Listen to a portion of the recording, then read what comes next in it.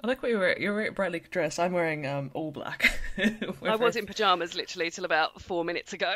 I was like, quick, put something on. Oh, I should have sent you a memo that we do insist on formal dress for the podcast. So good thing that you got changed.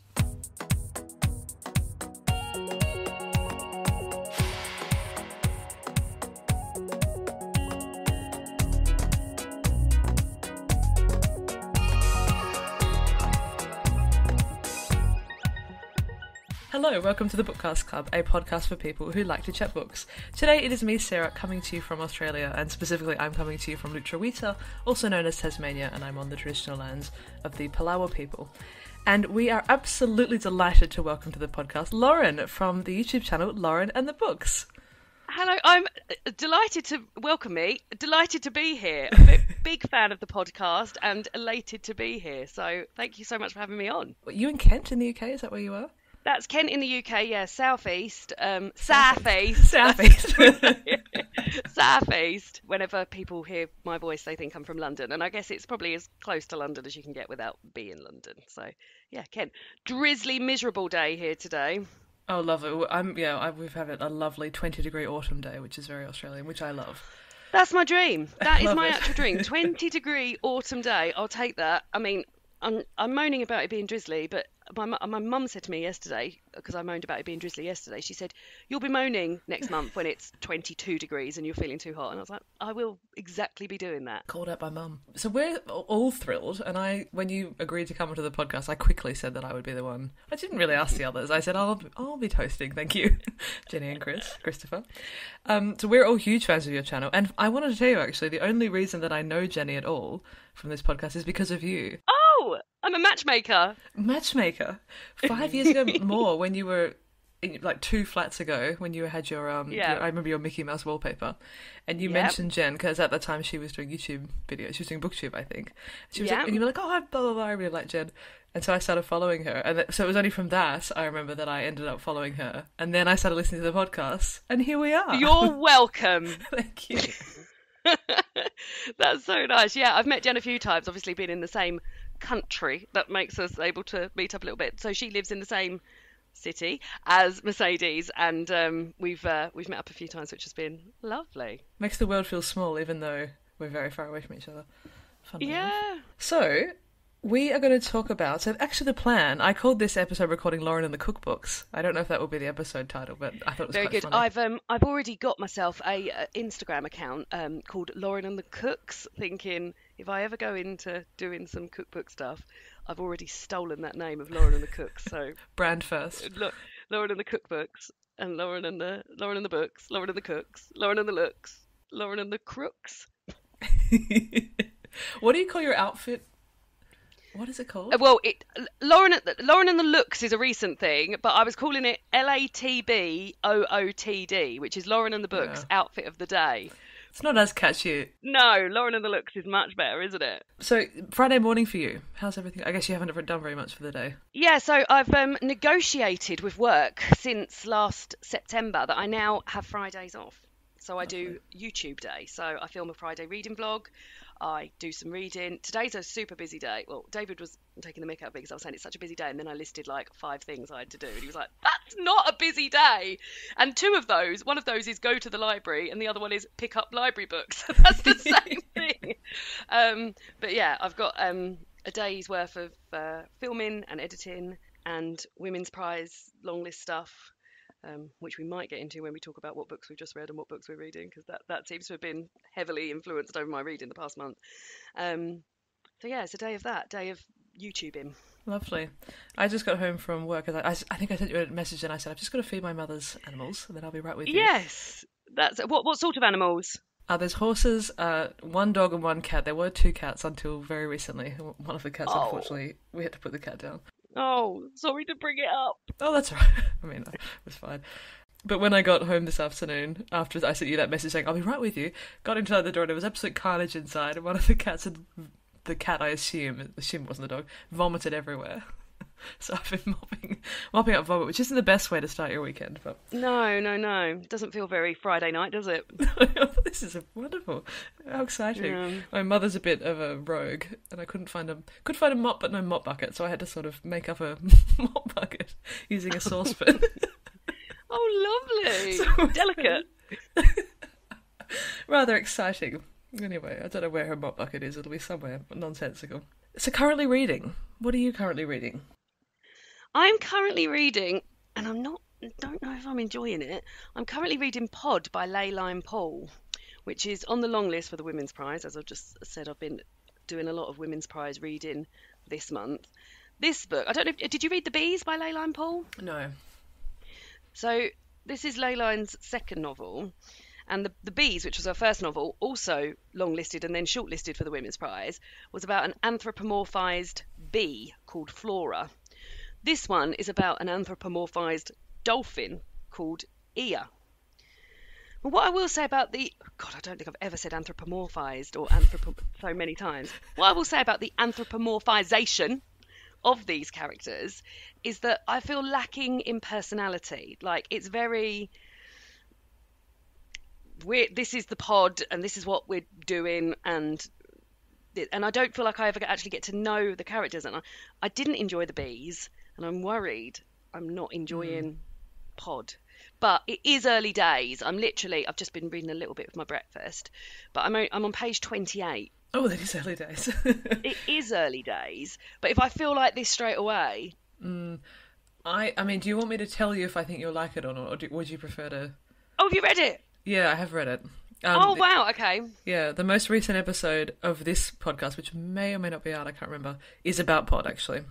Yes, it is. I've just seen it. It's a book club. Yeah, well, yeah, I know, you know it. You were there. I was there. I sat there. I don't think you'll like it. Really? I would be very surprised if you liked it, because there's quite a lot of sexual assault in the book, and I think you're not going to like it. Oh, God, I haven't even got to that. I'm just moaning about no personality, let alone before we get I was waiting for you to get to that. Cool. Then you said page 30, and I said, oh, hello. We've got a long way to fall. So Chris found it quite disturbing, and which is saying quite a lot, because that man has a... Oh, sorry, one of my friends is just calling me. I'm going to the pub after this, and he'll be calling me. Oh, lovely. Even though he knows I'm recording right now, he'll think, this simply can't wait. We must correspond. I need to know what time we're getting there. when we're drinking. Anyway, I'll just silence my phone. Yeah, so Chris found it quite disturbing, and it's weird. The book is weird. I liked the book because I like kind of weird stuff, and I was ready to read about dolphins. I get a bit sick of the Women's Prize sort of carry on. However, I would be very, very, very surprised if you liked it. In fact, I'd be shocked. It was the one I was worried about out of the whole list when I was looking at the list. And I thought, oh, am I going to like that? Knowing that I didn't like The Bees, and knowing the reasons I didn't like The Bees could very much easily be carried over into this book. And now you've told me there's loads of sexual assault in it. Do I continue with it? That's the thing. This happens at about halfway. It's not a spoiler to say this, I don't think, because it's just about halfway the vibe of the book changes. So once you get to that point, I think you'll know. So you've probably only got 80 pages or so before it starts to do that. Further difficulties of this book is that the author's just started following me on Instagram. Oh, lovely. And I log all of my reading on there, including DNFs. Ooh, well, I'll be sure to sample this part of the recording and tag you in a reel. So yeah. Or maybe, I don't know. I mean, how much more will I give it a go now? Now, it doesn't take much to make me think, nah, that's not for me. And you saying that has made me think, no, I'm pretty confident. There aren't many books that I would say. Because you tend to have quite a generous, in my opinion, way of reviewing. You tend to like a lot of stuff. But oh, well, thank you. But maybe what I'll do when I finish recording this pod, because I can't get enough of you now, I'll go and listen to the pod. Okay, yeah. And then make a decision off that, because I'm fine with spoilers and stuff. I don't care about spoilers, so I don't mind that. So maybe I'll go and listen to that, find out how I feel after that, and then make a decision. Sorry, this is my dog has just got absolutely scared. Goodness. Yeah, that's a shame. That's a shame about Pod, but we can't. Not everything can be everything. Can't like all the books all the time, can you? What are you reading? I'm reading Cursed Bread by Sophie Mackintosh. It's staying on the Women's Prize theme. I'm really enjoying it so far. It's about two women, and one of them runs a bakery, and then there's another woman who she sort of knows a little bit, but mostly for the fact that she comes into the bakery, and she's basically in love with her. and the woman who comes into the bakery, the customer, let's call her, is married, and she's trying to they're sort of slowly becoming friends. And I've only read about 100 pages. It's quite slow. As I've also read The Water Cure by Sophie Mackintosh, and that's sort of equally as slow and sort of vibey. More vibes, less plot, I would say, is her sort of general thing. I'm really enjoying it. We're also doing this for a book club episode upcoming for the podcast. And I feel like Chris is going to hate it because nothing's really happening. It's not very plot. I've read it. Oh, you liked it? I've read it, and I liked it, but you're right. It's very slow. It's also very short. Yeah. So for it to be short and still not all that much, sort of like to maintain that slowness throughout a novella is very cleverly done. I'm a bit gutted really, because I had The Water Cure on my shelf for years and it survived so many sort of culls, but this year I was like, I'm never going to read that, forget about it. Now I've read Cursed Bread, I think I really wish I'd kept hold of The Water Cure, because it's written in they, isn't it? It's what is that participle called? Isn't it written like as a group? Oh, right, speak, plural. like the Virgin Suicides, isn't it written like that? I think it is. You're right. I have read it, but I can't even remember. But yeah, but it's got a very similar sort of tone. Yeah. But I was actually, so Cursed Bread, I was actually talking to my friend Anna about it, who does listen to the podcast, about this last night, because we always talk about like women, when you read like women relationships in books, like Sarah Waters, for example, a complaint that I often have is that I don't feel that they're very realistic. And I was describing this to her, and I was like, it's just basically pages and pages of someone overthinking whether someone else eating a piece of bread is relevant. And a lot of sort of pining and thinking about bread and what bread means. And Anna goes, now this is representation. Finally. The sort of sapphic yearning like that actually exists in the world. Thinking about that bit of bread and the jaw as she eats the bread. The jaw, and what does it mean? Yeah. She put it in her mouth, she didn't swallow it. What does that mean? Yeah. Lots of that. Yeah. Oh, but you enjoyed it. I'm pleased you enjoyed it. I enjoyed it more than I thought I would, actually. It gets pretty. The second half sort of picks up a bit in pace, and it's based on a true story. Is it? Like a true event. Yeah. Goodness. Yeah, I'm really enjoying it. But you it. probably, I had an idea of what the event was because I flicked to the back page and said, this is based on a true event. And it said what the event was. So I knew what was coming. But if you don't know what's coming, you probably won't believe what's coming. Okay, I'm wondering what event it could be. The JFK assassination, maybe, or like. I don't want to give anything away. Right. Have you got anything else to talk about? Is there something you've just read, or something else that you're reading that you'd like to unpack? I picked up the book that I'm planning on reading next. If you wanted to touch on that. Whatever feels right. So next, I was planning on reading "I'm a Fan" by Sheena Patel. It's on the Women's Prize long list. She does read other books other than sort of long listed, but I don't know if she does. but yeah, that's very. That will make it makes the sort of bread and butter to keep going with the bread of everything that I read. But yeah, this is for my Patreon book club, so I'm looking forward to reading this and then having a deep discussion about it. I've heard mixed things. Have you read it? No, I've actually got it right in front of me. It's on my imminent TBR. Do you want me to hold my copy up? You held yours. Yeah, should we both hold up together? Have you got the same front cover? Oh God, Lauren, where is it? Hang on, I may have just told you an absolute. Oh no, here it is. I've got the little hardcover version. Oh yes, that's beautiful. Look at it. It's also got that lovely raised fabric. It's a very unusual size, isn't it? It's quite like a postcard. Yeah. It's holding it. Yeah, it's quite weird. And the margins are very small. I mean, this is fascinating, isn't it, for the listeners? But the margins are very, very small on this. I would say to the listeners, if you want to look at a beautifully published book, go and have a look at the hardback of I'm a Fan. It's like iridescent. It's like a unicorn, isn't it, or something? Also a lilac background with sort of a fiery orange, which is a very unusual combination. It's beautiful. And I feel rubbish with my paperback copy. But yes, I'm going to read this next. I don't really know anything about it. I know that it's about an unnamed narrator, which I do love, and her obsession with her ex-husband's new squeeze, and she's an influencer, so she's following her and sort of getting a bit obsessed with her. So I'm looking forward to getting into it. But also the paging is like, there's lots of like blank page space, isn't there? So I don't know if it's going to read quite quickly. We'll see. But I've heard mixed things from people, so we'll see how we get on. Every time I pick it up and read a couple of sentences, which I've done many times, it looks great. But we'll see. But I tend to hate books like this. Yeah, I don't always bond very well with them either, so we will see. Mm.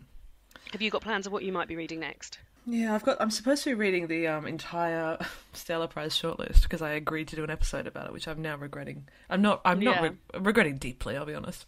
So I need to read. I've got to read Big Beautiful Female Theory, I think, by Eloise Grills, which actually I might show you because you might be interested in this. I've very cleverly put it underneath my laptop so that if I need to get it to show you, it'd be very difficult, which is always a good thing to do. Right, here we go. This is a graphic novel, and it kind of reminds me of that one that you... It was a graphic novel-y book that you had that was yellow, that was about being fat. Do you remember what I'm talking about? And I'm pretty sure you had, not to sound completely like I know everything about you, but I'm pretty sure you had the arc, and then you got the real one. Oh, it's not a graphic novel, Big Bones. Big Bones, that's the one. It reminds me of Big Bones in its concept, but it's sort of like a watercolour graphic novel. Oh, beautiful. Look, hold on. There's a reason I've got a little pad of paper. What's it called? So it's called Big Beautiful Female Theory by Eloise Grills. Unfortunately, it's Australian, so it's... Well, not unfortunately, but it's very difficult to get outside of Australia. Yeah. But part feminist manifesto, part comic book. It is a carnival-esque exploration of the ways identity is formed through culture, relationships, and the weight of society's expectations. But this looks really good. So that's what I'm reading next. Sounds amazing. Lovely. Oh, lovely. Oh, very nice. Love a watercolour. Oh, just lovely. Love it. So, when are you done? You feel satisfied, ready to move on? Satisfied and ready to move on. Before we pivot to talking about cookbooks, I would love to tell you about some of the ways that you can support the podcast. A really effective way of showing your support to the pod is by rating and reviewing us on Spotify or Apple Podcasts or wherever it is that you listen to your podcast. We actually hit the top 10 this week in the UK for podcast in our category, which is absolutely crazy. We were number 6 actually, which is just mind-boggling. So, of course, a huge thank you for listening to the pod in the first place. But if you could rate or review us, we would really, really appreciate it. It really helps people to find the podcast. I think we have quite a few new listeners as well. So I just wanted to let you know about some of the other stuff that we do on the pod. So we put out 2 free episodes a month, one of which you're currently listening to. And then we also do a 3rd episode per month, which is available on Patreon only. This month, Chris and I are going to talk about Cursed Bread by Sophie Mackintosh, which is one of the books that was longlisted for the Women's Prize for Fiction in the UK. And last month, Jen and I talked about all the books that we've read in the first quarter of 2023. So we sort of did a January, February and March wrap up. Over on Patreon, depending on your tier, you also get early access to the podcast and personalised book recommendations, where we actually get you to fill out a survey about stuff that you like, and then we recommend books for you, and then sometimes we actually mail them to you. Okay, so back to cookbooks, and I hope you enjoy the rest of the episode. So when I first solicited you to be on this podcast, we were originally going to do My Life in Books, but then you had the wonderful idea to talk about cookbooks. Yeah, I'll always talk about cookbooks. If anyone will let me talk about cookbooks, and I thought, what better place to talk about cookbooks than on a podcast where people can hear me talking about someone else's podcast. Yeah, someone else's podcast. But I love cookbooks. I own a lot of cookbooks. I do a lot of cooking. I think they're great gifts. I love gifting a cookbook or getting cookbooks for Christmas and thinking, oh yeah, going through with little sticky pads and thinking, oh, I'm going to write all this. And often when I gift a cookbook to someone dear to me, I'll say, by the way, I really like the look of the recipe on page 67 if you want to make that for me next time I come around. So yeah, they're a big thing for me. So and I'm forever browsing them. So to have the opportunity to talk about them, I'm excited about it. And I'm excited to hear which ones you've got, although I think there is going to be a bit of crossover, isn't there? Some, yeah. So I've got 3. I'm very fussy with cookbooks, and I'm very slow to say that I like them. So I think we've got very different philosophies. So yeah, so I've got quite a lot of cookbook recommendations from you actually. I am mostly vegan, not completely vegan, but largely I eat vegan. And so one of the first vegan I think when I first started eating vegetarian, at least, I got the Happy Pear ones, which I think I got from you. Oh, not from you, as if you gifted it to me. My normal Christmas present from you, Lauren, it's 5 to 6 years ago, I think, was the Happy Pear.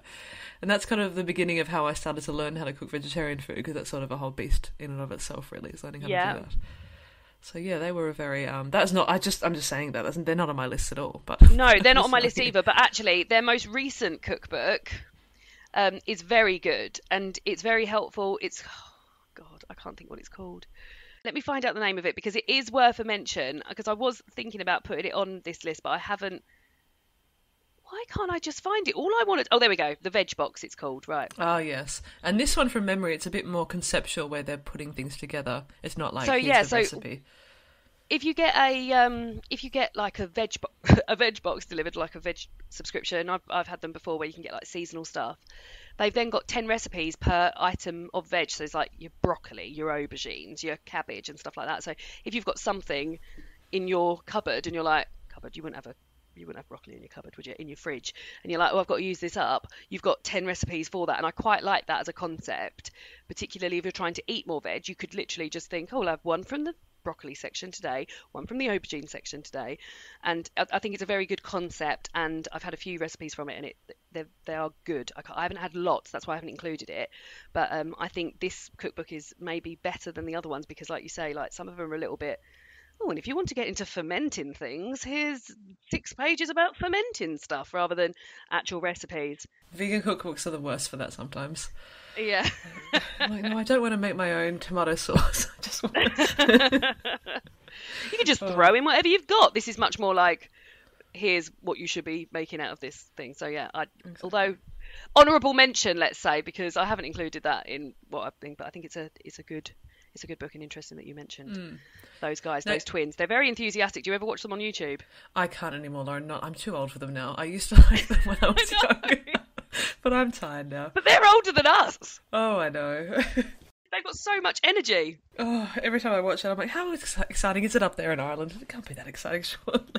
Yeah, wild swimming every morning, and yeah. It's too much for me. So you're vegetarian, right? Is that correct?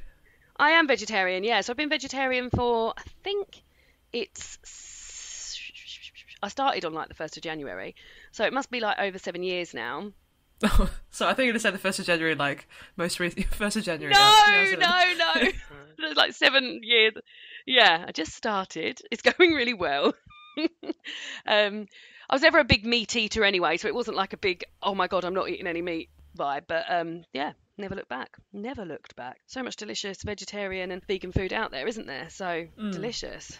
Yeah, I've been vegan I've been vegan for about 7 years or so, and my partner is a long time vegan. I think he's been vegan for 10 years maybe at least, and before then vegetarian before the hype. He'd love to tell you that he hates he actually gets so annoyed because he's so used to not having any food that when we go to cafes now and there's more than one vegan option, he sort of has a breakdown. He's like, oh, I don't know what to do. The agony of choice.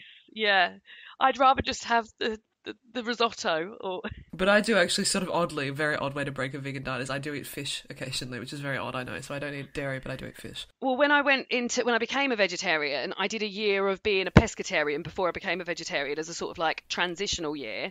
And I don't miss anything meaty or anything, but around Christmas time, when I see they have smoked salmon here, which is very fleshy looking as well, so it's a weird thing to think, oh, I'd be after that. But at Christmas time, I always see packs of smoked salmon, and I'm like, my God, I could bosh a whole pack of smoked salmon. That's like the only thing that I miss, which is a really weird thing to miss, isn't it? Because it looks like what it is. It looks like, it's not like I'm missing a big burger where you could have anything in there. It's actual salmon. Yeah, it's a very unique taste, doesn't it?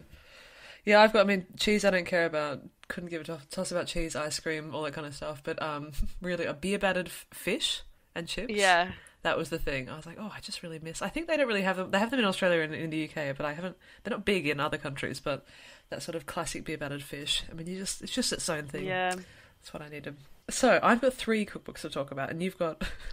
I've got 5 plus 1 that I'm looking forward to. So shall I start then, and I'll sort of bookend yours. But I've sort of the one I'm starting with. Sorry. I said yes, please start, and then I just continued to talk. I've reverse ordered mine, by the way, finishing with my favourite. Oh, okay. Well then let's do that then. I'll reverse order mine as well. Okay, so I'll start obvious. Well, obvious for those in the UK, I guess, and I'm sure he's made his way over to you guys as well. And the first one I've got is Jamie's Great Britain by Jamie Oliver. Look how bashed up this copy is, and how much stuff I've made out of it. So before I got into BookTube, I've always been a big projects girl and love a project, and I set myself the project one year of cooking everything out of this cookbook. So this is the first time I sort of really got to know a cookbook over a year, and you can tell from the state of it. I wouldn't revisit this so much now because there's a lot of meat recipes in there, but there's also some delicious like salads and sweet things and things like that. But it was a really, really lovely year that I spent cooking every recipe out of Jamie's Great Britain, and I'd have like friends over and family over, and if I was ever going somewhere, I'd be like, oh, can I bring something, and like make something out of the book and take it. So I really got to know the book so well, and everyone in my family had a lovely year as well because I just spent so much time cooking from that book and saying, oh, well, next time you come round, I'm going to make this delicious roast chicken and it's going to have all of this stuff. And so, yeah, this was a long, long time ago that I used it. But whenever I look at it, I always look at it with such fond memories, more fonder memories than any other sort of cookbook, I think, because I've never had that relationship with a cookbook since where I've cooked my whole way through it, which was just lovely. But yeah, Jamie Oliver's a big deal over here, and I do really very much enjoy his cookbooks. His recipes are so easy to follow and accessible, and more recently he's made sort of like recipe books where they've only got 7 ingredients and it still creates like a delicious complex plate of food. So I'm very, very into him. But yeah, it is a bit basic for me to mention Jamie Oliver because of course a podcast episode about cookbooks would have a Jamie Oliver book in there. So has Jamie Oliver made his way over to you guys? Yeah, he is. The one I see all the time is Jamie's 15-minute meals. It's a great book. It's really, really good. As long as you're not like, oh, I've definitely got to get these done in 15 minutes, because who really needs to do that? The vegetarian section in that book's really good as well. There's happy cow burgers in that section that are delicious, really, really good. But nice. Yeah, I've had a lovely time cooking from that book. Yeah, I bought that one for my mum actually, and she acted grateful. They never used it, so that's fine. And then about a year later, I said, "How's that book going?" "Oh, darling, I haven't used that." Get her to cook you the happy cow burgers. They're delicious. My mother can't cook for anyway. I won't insult her again because I've already insulted her mopping. Call her out. She can't cook for shit. When after my father died, it was really revealed to us how much my mother really can't cook. I had to teach her how to cook rice. Oh wow, yeah. The age of about 58, she was like, "Oh, is that how you do it, darling?" Oh. My first one is I Can Cook Vegan by Chandra, who's an American cook or chef or whatever. And if you're a vegan, you will know her because she and someone else wrote Veganomicon, which is sort of like the big, kind of the first big vegan cookbook, which isn't an amazing cookbook by today's standards, I would say.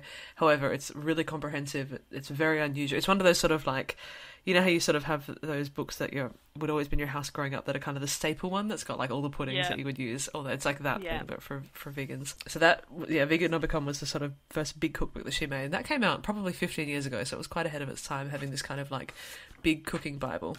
And then I Can Cook Vegan is her newest one. And it's a beautiful. Actually, unfortunately, it's in the Netherlands, so I didn't take it with me when I came to Australia. But and one of my friends, it's American, and one of my friends brought it to me from New York, and it's beautiful. Full page illustrations, beautiful book, and the food is just really, really delicious. She's loads of salads with like really delicious dressings. She starts off, the first chapter of the book is pastas, because she's like, oh, most books start with like breakfasts or salads or whatever, but we're just going with pastas because that's what everyone cares about. So I think the first one is like a broccoli and mac and cheese. And it's just delicious. It's she's got a really good flavour balance, and I'm someone who adjusts recipes constantly, and that's one of the recipe books that I wouldn't really adapt, which is saying something, because I'm always sort of the canon is the best. Yes, love it. Oh wow, so nice to have a book that you can like truly rely on as well, isn't it? And I've got one of those in this pile. If I go on next to, I'm sort of working back sort of chronologically then, I guess, because another book I've got that I bought, again very bashed up, is A Soup for Every Day by New Covent Garden Food Company. I don't know if this is a brand of food that you have over there, but these people make soups in the UK. And you get lots of like lovely cartons of fresh soup and things like that. But this is a soup for every day. It's what it says on the tin. So if we were to pick today, for example, the 21st of April when we're filming this, and it goes sort of seasonally, so it's for the UK. What's in season? So I mean, I'm not going to be making this because it's Persian beef, spinach and spring onion. But yeah, it takes into account sort of like holidays and stuff. So around Christmas, they'll have like Christmassier ones. At Halloween, they'll have like pumpkin-based recipes. In January, they have a lot of like leftover from Christmas stuff. And yeah, it's just a really, really fun. I love soup. How do you feel about soup? I like it. Only on specific days, though. I'm very curious to know. My question was going to be, what are they doing in the summer? I'll tell you. Roasted tomato and red pepper, pea, lettuce and mint, cress and potato. There's a few cold soups in here as well. Monge 2 and yellow split pea. So yeah, there's still soups going on here, but more sort of fresher ones, I guess. Oh, listen to this one. Peach soup flambe. Oh, don't know how I feel about a sweet soup. I don't know about that. Oh, this one. I feel a bit uncomfortable. Cantaloupe melon and bitter chocolate as well. Oh, Lord, I don't know about this. This has sort of taken an odd turn. I know, isn't it? These dessert soups. Soup. The one I have for my birthday soup is carefully leek and wild garlic, and I always have such a nice time when I make that as well. Yeah, that sounds very nice. nice. Do you make it on your birthday? Not always. So the thing is that I wish I could say that I cook the soups on the specific days of the specific times that they're expected, but I've got to know a few of them. There's another one I really like as well, which is nacho soup, which is made out of crisps, nacho crisps. That's very nice, sort of like Mexican-y type soup. So, yes, very much enjoy it. David, on the other hand, though, hates soup. So it's hard when you live with someone who doesn't enjoy the thing you love. No, I don't love soup above all things. And if I said, we've got soup for dinner, I think he'd be probably a bit angry. He'd say, that's not going to kill me.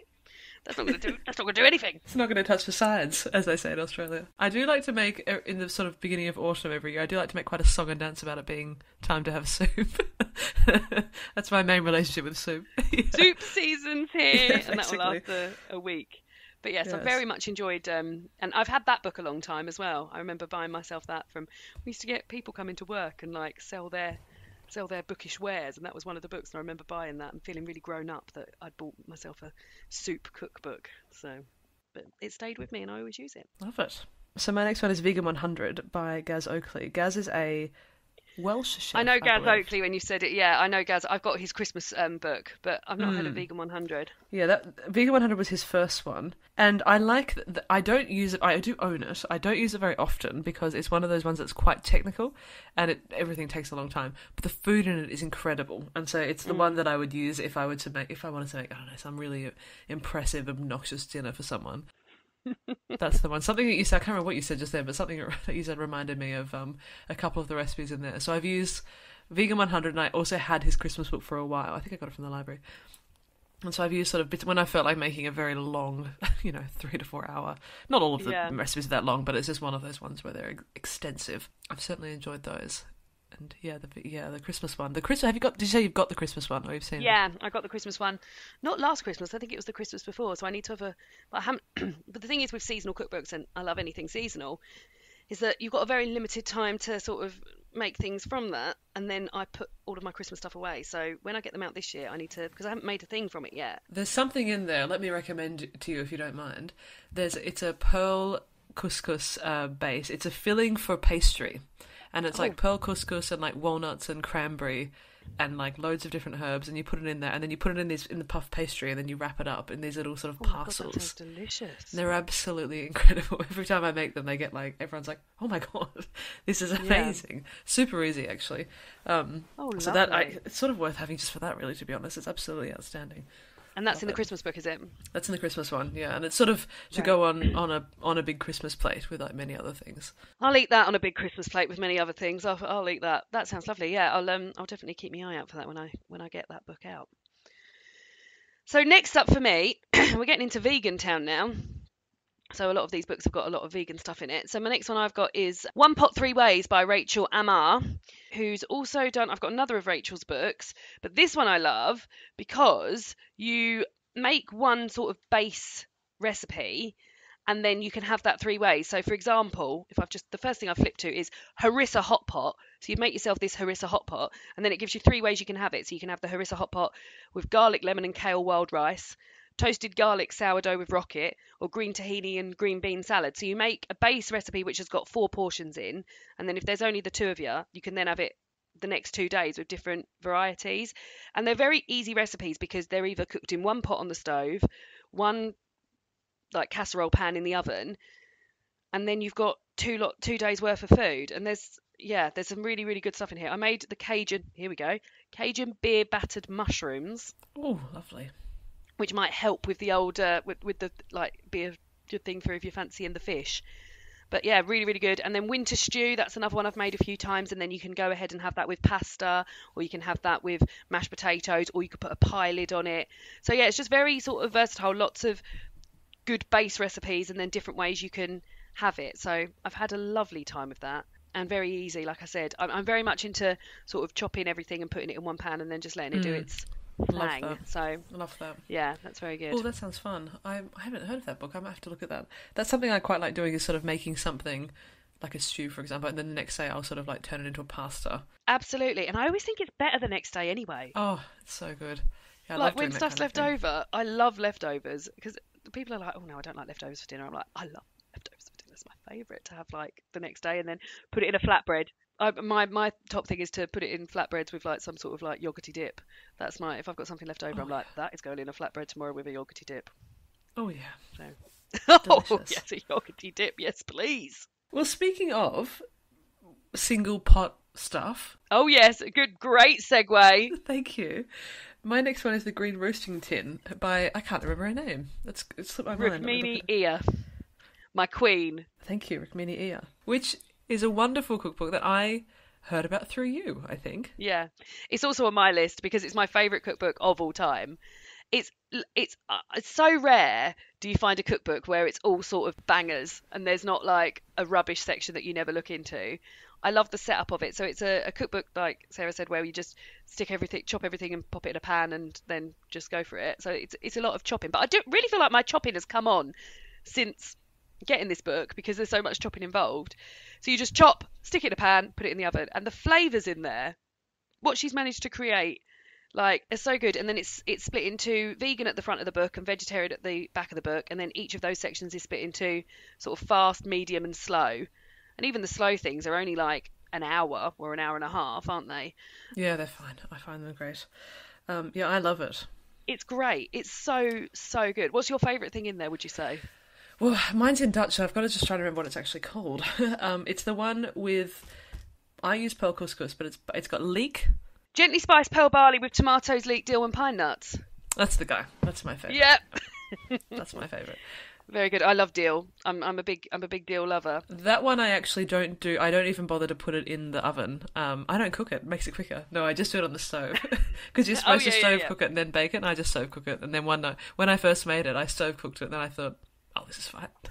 Yeah. And it's never made it all the way to the oven. But I often make it if we're having a lot of people around for dinner because it scales up incredibly well. And I often add to that one, something I will say about the green roasting tin is that I find it for our house, which are two vegans, both of whom are fairly active people, so protein requirements were pretty high. Not to be obnoxious, but I often need to beef it up a bit. Not with actual beef, but with protein of some kind. We need the protein, so we get the vegan recipe and we just stuck loads of beef in it to beef it up a bit. That's me, exactly. Hence I'm not entirely vegan. So I often will add either some fake chicken or like chickpeas or something to a lot of the things in there, depending on what I've got in the cupboard. But that's fine. And that's, to be honest, that's true for almost every vegan recipe that we use. So that's just life, unfortunately. My favourite recipe in the green roasting tin is the all-in-one sticky rice with broccoli, squash, ginger, and chilli. This one, and you cook it with a can of coconut milk. And it's just amazing. It's so good. And that is one of the longer ones. That takes an hour to do. But it's so good. And I also really like, they've got like a simple quiche recipe, which I very much enjoy as well. With just toasted, roasted broccoli in it. But yeah, it's all so good. Oh, this is another... I could have just done a podcast on this book, you know. The old chipotle roasted sweet corn with squash, black beans, feta and lime as well is a very, very good one. Lovely. And I've done that before. So when I've had people round, you said about doing that when people come round. Like I do this one with the chili in the vegan section as well. So, and then that's just so good. But it's so good at like, if you've got people coming round, you can literally chop everything, put it in a pan, and then just think, right, well, I'll stick that in the oven when they arrive. Like it's great for midweek. It's great for entertaining. It's great if you've got stuff you want to use up. The only fault I will say in it, and this is a purely personal thing, David doesn't eat aubergines, and there's a lot of aubergine stuff in here. Oh. So if you're not an aubergine eater, it's not like half aubergines or anything, but she's just opened a page where there's aubergines. Literally, there's probably 20 aubergines on that page. And on the front page is a recipe that involves aubergines. So when I do cook something that has aubergines in it, I tend to leave them big so that David can pick them out. But yeah, there's a lot of aubergines in there. But that's just David's. I think it's a perfect book. But David's always says, "Oh, I don't want that because it's got aubergines in it. I don't want that because it's got aubergines in it." But I think it's amazing. I really do. And the whole range of the roasting tin books are very, very good. I haven't bonded with as much as I have the green roasting tin, but there's also a green barbecue book as well with lots of vegan and vegetarian stuff for the barbecue.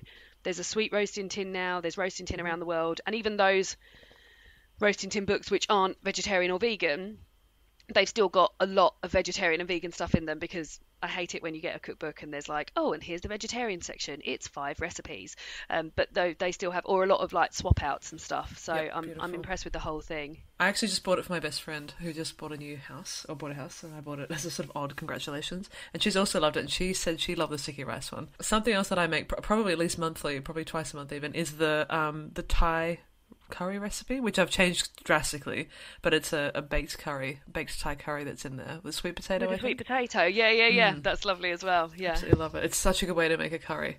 I really love it because I hate standing over the stove. I know, it's so nice to just be able to pop it in there and then like, yeah, well, that's what I said about like you can just get on with other stuff. Sure, you've got a sort of 15-minute window of like chopping hardcore, but pop the old Bookcast Club podcast on and you won't even know you've been doing it.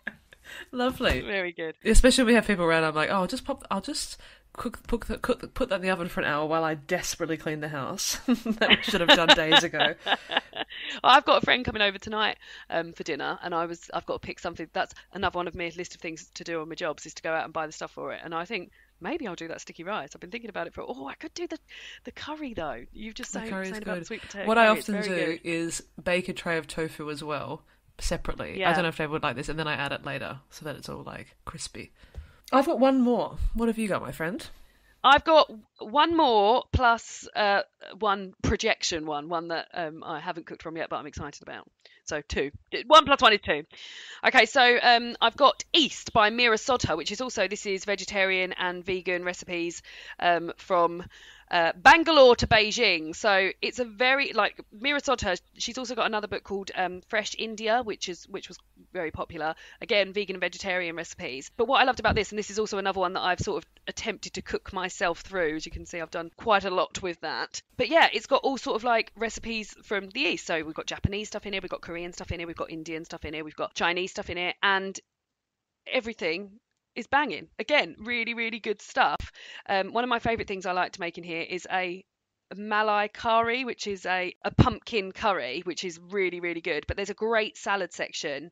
I love cooking salads. There's a great noodle section, desserts, all sorts. Here we go. Here's the dessert. Stem ginger chocolate truffles. Yeah, we'll have those. They're lovely. And yeah, really great. A little section on sort of like sides and things. So I've made a few things out of here before, and then just like made lots of sides. So tandoori broccoli and some roasted cabbage, but all really seasoned well. Now this I did have to go to a bit of effort to. I went to a Chinese supermarket in London to get a lot of bits to go for this, and ordered some stuff off of line. Online. Off of the online. But yeah, I've had an absolutely great time cooking through this, and again, like the flavours that I've been sometimes when I'm eating stuff, I'm like, I can't believe I cooked that. That tastes so good. Well done. So yeah, very much enjoyed this, but a little bit more fiddlier than the other books, and like I said, a little bit more effort required in order to get the things. You can always tell which ones are my favourite because they're absolutely smothered in, well, this I imagine to be soy sauce, and like lots of pages folded over, and yeah, I love the look of that book. It looks absolutely battered. This one I've nearly bought 5 or 6 times, I think. I've looked through it many, many it's times. Very good. Yeah. It looks great. I was actually around a friend's house and she had Fresh India, and I was looking through it and I was like, this is amazing, this is amazing. It was close to my birthday, and then David got it for me for my birthday, and I enjoyed that. Oh, there's that Malai curry. So yeah, pumpkin Malai curry is one that I've made. Look at that. Lovely. What great visuals for a podcast. I'm showing you lots of pictures of delicious food. Lauren's just showing me pictures. Doesn't that look great? Doesn't that look great? It looks like delicious pumpkin. Yeah. We both comment here how your book looks. But yeah, I've had an amazing time with this, and I think others would too. I've very much enjoyed it. Yeah, I also quite like the layout. That's something that I'm very particular about with cookbooks, is the layout. I love the layout of that book. It's lovely. You like it being like sectioned into like rice section, noodle section. Nicely sectioned, yeah. I like the recipes to have quite a lot of white space. I don't like it when they're too cluttered. Like I get lost. Which my partner would say, not that you ever read recipes anyway, because he hates the way I cook, which is that I look at the recipe, I get the ingredients, sort of put them on the bench, and then I cook it whilst keeping the recipe near me, but not actually looking at it. Oh, really? And then I'll cook it, and I'm like, oh, what do you think? He's like, yeah, it's really nice. I wish we could have had the recipe, though. Like, I wonder how close it is to the actual... Yeah.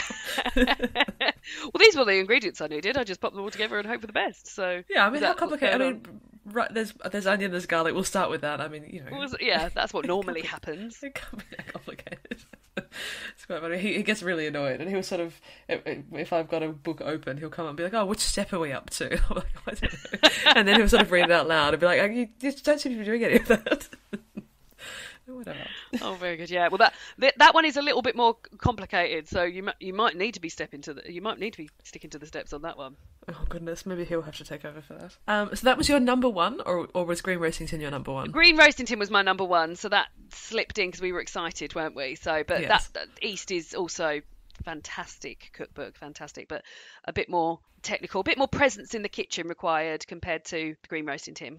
All right, then I'll do my favourite, which I don't think you've heard of. My favourite is Nistisima by Georgina Hayden. Oh, I have heard of it, but I've never... Yeah, I have heard of it. So I got this as a birthday present from my very good friend Deirdre this year, and she's a big chef as well. She also... big cook, rather, I should say. She's not a chef. She also really loves Green Roasting Tin, but she got me this. So this is The Secret to Delicious Vegan Cooking from the Mediterranean and Beyond. So Georgina Hayden I think she's Greek, I believe. And this is based on Nistisima, is a Greek word which means to fast. And in kind of Orthodox traditions, all the way from like Greece all the way down to like Ethiopia, fast like 250 days a year, up more.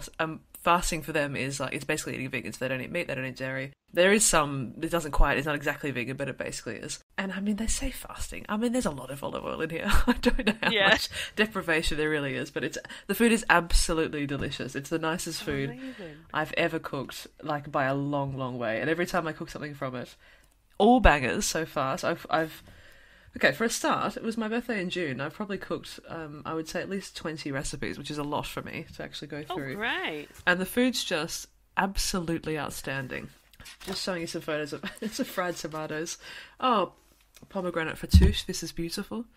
I love a fattoush. Beautiful. There's a great fattoush in Roasting Tin as well. Pomegranate fattoush, yes, please. So the food tends to be, they tend to take quite a long time, everything, but it's a little bit green roasting style in that there's got a long cook time. So I've made some like caramelized baked beans in here, which cooks for like 90 minutes. Caramelized baked beans? Oh, yeah, here they are. Caramelized baked beans. Delicious. Oh, wow. And it's just, I'm so impressed with everything in here. The hummus recipe in here is the best hummus I've ever had. Proportions are just nailed. I really, really like kind of Mediterranean food, like Greek food is my favourite. So this is why she got it for me. And now every time we have people at our house, because all the food is basically from the same area, so it all goes together beautifully. So I just sort of make about 5 or 6 dishes from this. Oh, I love that. When can I come over? Come, please. For the simple price of a flight to Australia, this too can be yours. Most of the dishes, I would say, they're made to be shared. Like they're share plates. So there's like an example of that's what she wants you to kind of be doing. That's my dream. Just a plate, like table of that. Lovely. So most of them are sort of one vegetable or one grain or something will be the hero, and then you make like not a huge amount. So you're making quite a lot of food, but it's like long cook time, not that much sort of active cooking time. It's incredible. Makes loads of food, and then so also the other thing we tend to do is make loads on like a weekend and then eat it over like 4 days. I just love our life, basically. Oh, God. So it's so impressive. So it's basically all vegan. I think a couple of things have like honey in it and that kind of thing, but nothing that's going to upset you too much. You can swap that out if you want. But it's absolutely, I'm so impressed with it. Haven't had any duds. And everyone who has eaten something from it so far has been like, whoa, like what is this? I am going to get that cookbook. Oh, that sounds amazing. You won't regret it. I love Greek food. My sister's just got back from holiday in Greece, and I was like, talk me through your salads. Yes. Tell me what was in your salads. So that sort of like Mediterranean stuff. Oh, yes, please. Yes, please. That sounds amazing. And sharing plates is just a real big thing. Actually, for Easter weekend, we, my family and David's family all got together at David's parents' house, and we had a big Greek spread. So that was lovely, very nice as well. So yeah, lovely. This is a lovely Jordanian fried tomatoes, which I've made like many times. Oh, nice. Just a little some simple breakfast tomatoes. Oh, it's so good. Anyway, this is devolving into not great content, but it's a lovely. Our enthusiasm will come across, I'm sure. I'm sure. So the last book I've got is one that I got for Christmas, and I haven't cooked anything from it yet, but I'm very, very excited, and I love the concept because this is one of my favourite things, and it's Bliss on Toast by Prue Leith. Prue Leith is a very famous chef over here in the UK. She's also a judge on Bake Off. And this is a book of lots of different things on toast. And I got it for Christmas off of David's family.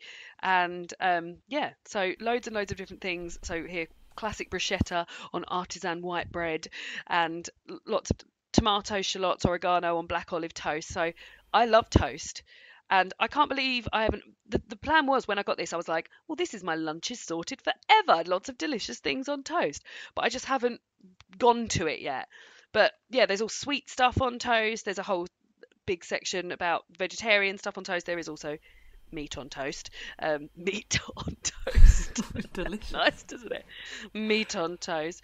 But like so beautifully, like the food photography is lovely as well. So this is called English Garden on Crusty White, and it's just so beautifully vivid colours and gorgeousness. But I'm very excited to get to this and eat some stuff on toast, bliss on toast. Are you essentially making something, toasting bread and then putting the something on the bread? It looks as though that's so roasted butternut with pear on toasted oat and barley bread. So yeah, you're making stuff. And then there's a lot of toasted sandwiches in here as well, and I am loving a toasted sandwich. One of my favourite lunches is cheese and mango chutney in a toasted sandwich.